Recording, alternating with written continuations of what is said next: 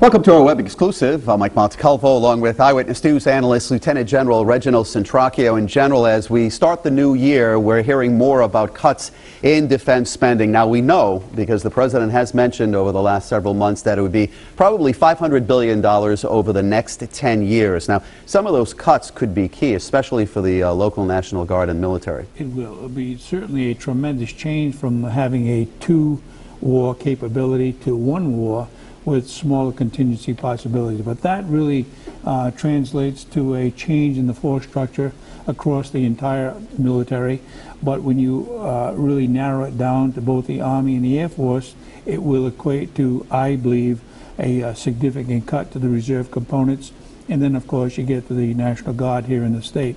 That could mean, I don't know that this is a fact, but it could mean a significant change in the force structure we have, meaning the kinds of units, certainly the personnel that would obviously occupy those positions, and it means that we'd see a change in the kind of military units we have in the state, ranging from military police, aviation, artillery, and so on and so forth. So I think we will probably see a significant change across the nation, but specifically in Rhode Island. All right, General, you're talking about the components. How about the numbers? Would that change? We'd see a reduction in numbers, because then you're not out recruiting anymore at that point. Absolutely. You know, over the last several years, all of the branches have met their recruiting goals.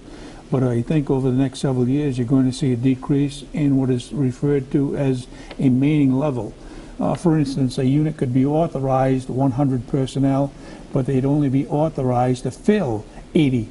And there was a day back in the 60s and 70s where you could only fill 50% of the authorized strength. So you may see something along that nature. And what happens to everyone else then? Everyone else either is discharged or perhaps asked to retire. And you have early outs and different incentive programs that will come into play to bring down the force. You're talking about the National Guard. What about the effects in Newport, for example? Newport could also see the kinds of units that would be there. It's unlikely that there would be a significant change because that's a training facility. But you would certainly see an impact in the number of students coming in, because the demand for the numbers of students to occupy positions across the military, keeping in mind that the Navy War College also trains other branches, not only Navy. So you'd see, I believe, a significant decrease in the amount of students that would be required to come out of that college, as would be the case with the Army War College and as well as the Air Force War College, and so on and so forth. The demand would obviously dissipate as the requirement to fill units would disappear. Well, the demand that we're talking about is because of the reduction in Iraq and we getting out of Iraq, and now the plan is for Afghanistan. You know, hypothetically, what happens if all of a sudden we get into business with North Korea and Iran? You have a similar situation as we did with, unfortunately, this seems to be the case every single time we end a conflict. It happened in World War II, Korea, Vietnam, and now we're seeing the same thing happen with Iraq, where you have a decrease, another contingency comes about, and you have to ramp up again, which takes additional money. So if you save $500 billion and you get another contingency requiring a significant response, then you build it back up. And we see this every 20 or 30 years. So is there any savings in that? Well, you know, so let's assume there's no future wars of any significance, which may not be the case most likely. There would be a savings. But unfortunately, that has not been the case, because as we see the strong possibility that Iran is rearing its ugly head, and you see North Korea rearing its ugly head, there are certain possibilities and contingency we need to be prepared for. But this new strategy, having to do with $500 billion over the next 10 years, will undoubtedly put us into a scenario where we can only handle one war at a time unless we build it back up to having more capability. For the lack of a better term, we're talking about foot soldiers here, so to speak, that are getting cut. But, you know, we saw over the last year, General, I think it was like 27 generals and admirals were cut from active service, some of them retiring, or is that unusual that so many would be cut? It's not unusual. You see this downsizing every so often. In fact, about 3 or 4 years ago, they called it a brass change, meaning that they would take away the heavy brass admirals and general officers and bring it down to a lower category, meaning 06s or colonels and captains in the Navy, because the force structure didn't demand that kind of high-ranking individuals to occupy the organizations that were presently on board. So it's not unusual, and we'll continue to see a downsizing on the higher ranks within the military across the board. How much is this Leon Panetta with the Pentagon Cuts as opposed to maybe the president? I think it's a composite effort between not only the president but certainly the Defense Department. If you told the Defense Department they could have another $500 billion over the next 10 years rather than take it out, they'd take it. So I think it's a composite effort between the president and the Congress to address what they think is affordable and what the real threat is upon the United States national security over the next 10 years or so. Well, every key area of military spending will be cut. We were talking about personnel, but nuclear weapons, warships, those are also going to be targeted too. Absolutely. And when they talk about warships, I think they're using a generic term which could apply to structure across the military.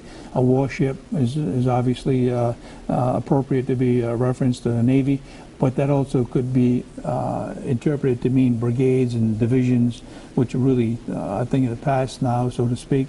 And you come up with different composite war-making capability within the different branches. So I think it's a composite effort between the Congress and the President to downsize the military based upon what they think the threat's going to be to our national security, and that equates the money. Well, General, all eyes will be on Afghanistan, and we're finding out now U.S. military deaths in 2011 were down for the first time in 4 years, I believe, 405 deaths. What do you attribute that to?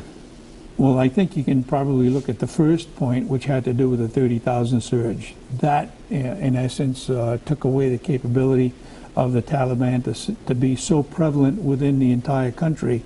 And now you can see that the security of the country is basically within Kandahar and Kabul. And those are the strongholds. And so our strategy has been very effective to be able to sustain the kind of targets that we have, so to speak, rather than having it across the entire country within specific areas. And that, I think, in my opinion, looks at the number of casualties being reduced because you don't have that kind of capability by the Taliban to have access to the NATO forces. Well, you're talking about the Taliban. Their headquarters, they want to have it in the Persian Gulf. Are they looking to establish some type of peace with the United States at this point? I think probably the only hope that we all have is to, unfortunately, as perhaps as distasteful as it may seem, the Taliban needs to be a part of any further government within that region. We're seeing that as the case with Palestine, where you have Hamas, which is a terrorist group. Taliban, as well as Al-Qaeda, will undoubtedly be part of any future organizations or governments within the region. And especially when we look at Egypt and you look at Libya, the Muslim Brotherhood clearly is going to be part of that future government, whether we like it or not. So I think the approach that we're taking is one of, okay, we'll make you part of this, providing it's a peaceful transition and we can live in peace with each other. And finally, General, Iran is threatening the United States. They're saying no U.S. ships are welcome in the Gulf. That I don't think the United States is going to take that. I don't think so. I think if it came to the point where they were going to push the issue, I think you'd see the United States take over the control of the Straits of Hormuz, and we would determine who's going to go through that straits and so on. So I don't think you'll ever see the United States saying, okay, we're not coming in, and you're going to block out 16% or so of the oil that goes through that strait for the entire world. So I don't think you'll see it closed, and if it is by any strange chance, that will be a military confrontation. In general, we have about 30 seconds. New police chief in Providence. It's Hugh Clements, no surprise. Good pick? Good pick. I think certainly has the respect. He's come up through the ranks, and I think that's good for any organization where you could have the top leadership come through the ranks. All the personnel seem to respect him. He's got a good reputation. I anticipate he'll do a good job. He's going to have a lot on his plate, too. General, thank you for your thoughts, and thanks for watching.